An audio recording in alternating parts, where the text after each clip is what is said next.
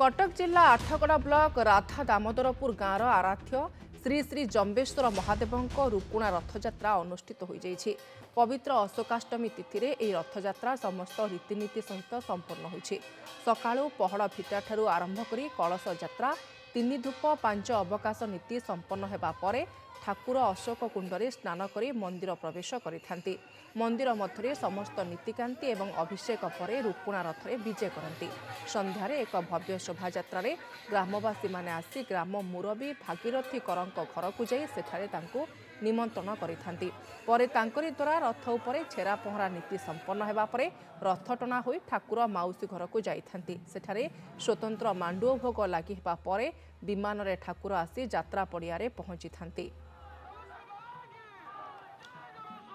परंपरा आज्ञा 100 वर्ष ऊर्ध्व हेब आम छुआ बेले कथा आम परंपरा कथा देखी आसु। लिंगराज महादेव यात्रा जानते अशोकाष्टमी पड़े से रथ राति टणा दिन बेले टणा बेले आमर विशेषत्व होची राति टणा हुए।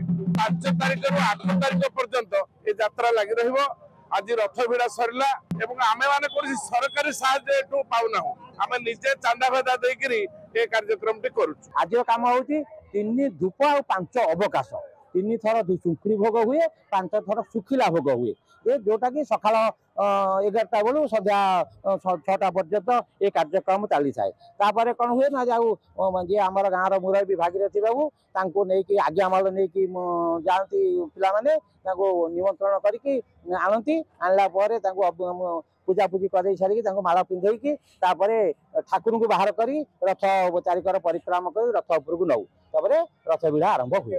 मु बहुत खुशी जो भाव में आम गाँव पिला माने मते गाड़ी पहुँचले जो ढंग पहुँचले मुझे ऋण सुझी पारि ये भल पाइबाटा जो ही मुझे बंची सबुठी तो दिन में रथयात्रा आप राति कहीं परंपरा आगुरी अच्छी आम कहीपर आम बुढ़ा बुढ़ापा मैंने ये परंपरा कर